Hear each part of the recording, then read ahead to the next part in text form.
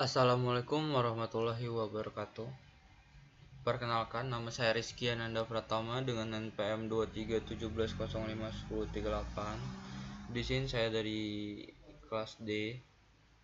Ini saya akan menjelaskan tentang materi TBO, yaitu mengenal tata bahasa reguler dan finite stage automata atau FSA.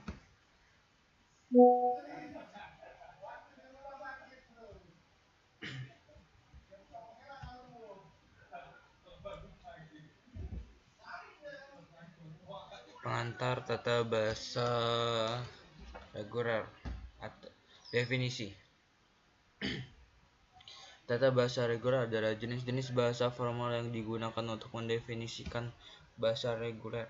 Bahasa reguler terdiri dari string yang dapat dibentuk dengan aturan tertentu. Contoh, misalnya tata bahasa reguler dapat mendefinisikan bahasa yang terdiri dari semua string yang dimulai dengan A dan diakhiri dengan B, seperti AB, AAB, AAAB, dan seterusnya.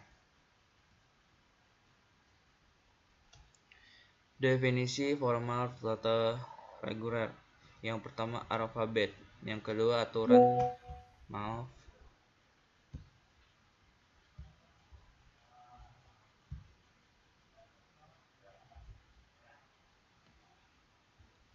Definisi formal tata bahasa reguler. Yang pertama ada alfabet, yang kedua ada aturan produksi.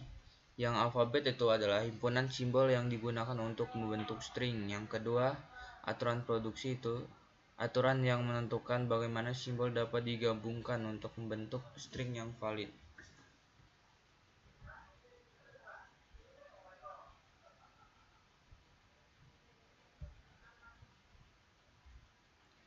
Bahasa reguler dan finite state automata. Bahasa reguler, bahasa yang dapat dikenali oleh sebuah FSA, string. Setiap string yang valid dalam bahasa dapat diterima oleh FSA. Finite state automata atau FSA, model komputasi abstrak yang terdiri dari sejumlah keadaan terbatas dan transisi antara keadaan tersebut berdasarkan input.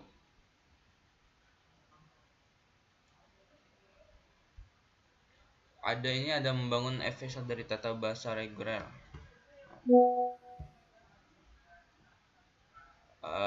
Ini ada langkah 1, 2, dan 3.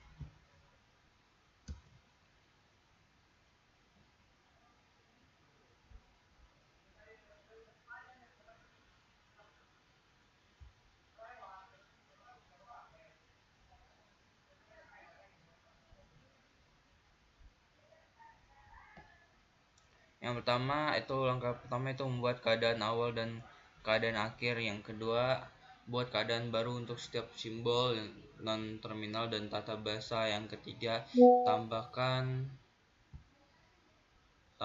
transisi antara keadaan berdasarkan aturan produksi.